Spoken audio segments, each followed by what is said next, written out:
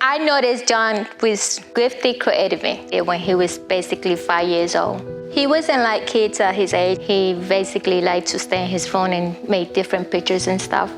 So the reason why I chose art, aside from like a hobby or a sport, was the unknown, my physical abilities, and also my uncle was huge into art. Seeing my uncle do art and all these things that he made on a piece of paper or on a canvas come to life blew me away. The unknown of it, being able to make something out of your mind.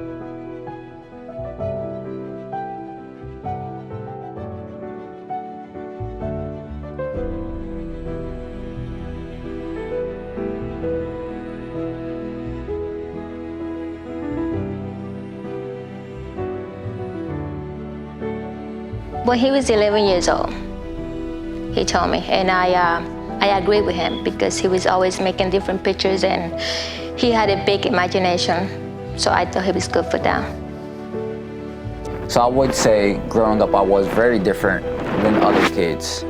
I was interested in comics and cartoon, even past the age you are not supposed to be. So my experience in art school was up and down.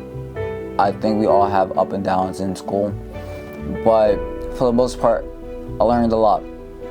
I would say I learned a lot of Adobe programs, and the people I met, I personally felt was the best takeaway. I got so many mentors in the process. I got so many good friends, not just in my field, but in other fields. My first thoughts on meeting John was, at first, honestly, I didn't know if he was gonna like me or not. I don't know, it was just the vibe or something. I'd pick up on people. But really surprisingly, like, we hit it off. He's my best friend now. The first time I met John Garcia was the first day at the school in the first class that we had. And what was drawn to me, he had his jacket on. I swear I thought it was a painting of himself on the back of his jacket. Later to find out that it wasn't, it was J. Cole. But to see that artisticness on someone, you know, proclaiming their art and their talents, wanted me to get to know that person more.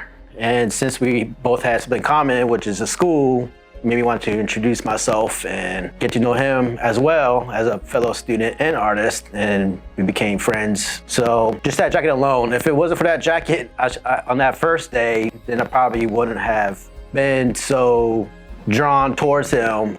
So some things that have helped me overcome hardships in life: poetry, friendships, love from family members, and honestly, quiet.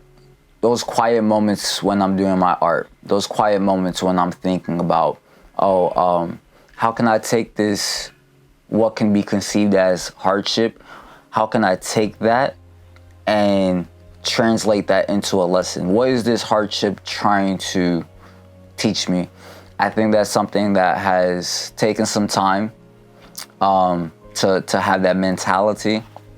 But definitely taking a hardship and kind of switching it on its head and saying, okay, this is a lesson, and how can I make this into a painting? How can I make this into a poem? What is this trying to teach me? And just trying to look at it from a different lens, trying to look at it with a new set of eyes. So the way I know how to put down the paintbrush, to say, or to enjoy life, is when it's no longer fun.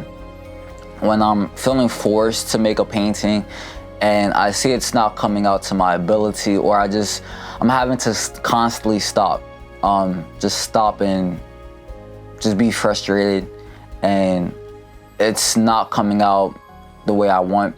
And in those moments, I tend to kind of like take a step back. Either physically take a step back from the painting and look at it, or take a walk, or just put everything away.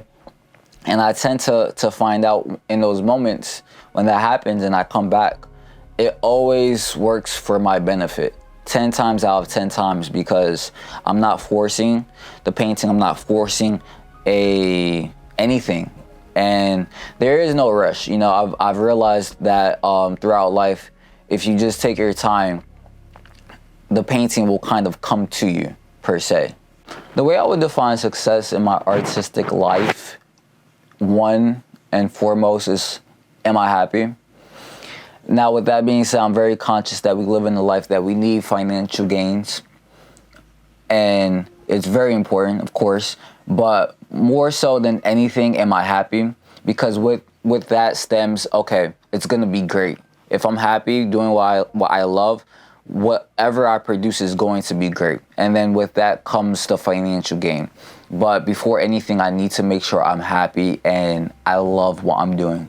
And I can remember a time I get frustrated because he's such an eclectic person in his personality, and he's just pretty much everywhere. But when it's time to get serious, an assignment or a project or a meeting or an outing, when that other person doesn't follow through, then you get frustrated and you just want to build them up. Like, hey man, you're better than this. So there's a couple times, but one time it was an assignment we had to do, and the attention wasn't there because it's like, I'm being forced to do something I don't want to do, so I might as well just take a bad grade, and even though I'm better than that. But if your heart's not into it, you're not gonna be into it, and you're just doing it, and you're gonna be distracted and sidelined with a bunch of other things. And no matter if you like the assignment or not, I just want to be the best at every assignment. If you need help with anything, I'm there for you. I can only offer so much and give so much for you to get it, but I know you're way better than that. Just stick with it. It's just temporary. So after that frustration and kind of pulling him back into the realm, hey, whatever you're going through personally or school-wise or whatnot, just like, this is what needs to be done right now. This is priority. So needless to say, that assignment he did improve on, where the teacher even noticed it. And I'm like, man, where did this come from? Like, you know, the teacher can only teach so much, but I think you learn more from those around you outside of that classroom and outside of that realm. Those are the ones who you can lean on and help on and grow. So when I had my first art show, my first reaction to being accepted first was, wow, this is big.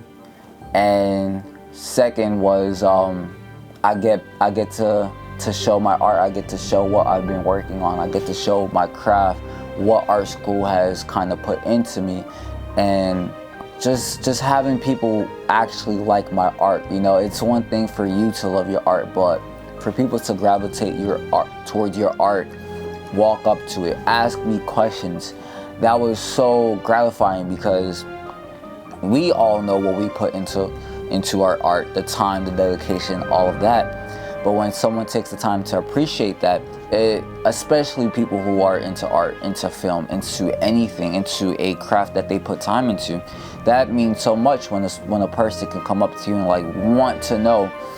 So just the entire experience, having people gravitate towards me, having the opportunity to showcase what I've learned from art school, and actually just like having friends and family probably was the biggest takeaway. I was really proud of him, and I said, wow, he made it. I saw all his pictures and all his thinking and all his hard work. What I would personally say to someone who doesn't have the confidence to make art is, one, stop the comparison. I think in life we tend to compare ourselves to people around us, and there's so many social platforms around us that kind of like are great, but kind of like set up a false narrative in our mind that we have to be at a certain level in life. And I think if you kind of just like step away from these things in life, you can kind of regain some confidence that you may be lacking. He went through a lot to get to where he are now, so yes, I am really proud of him. Garcia.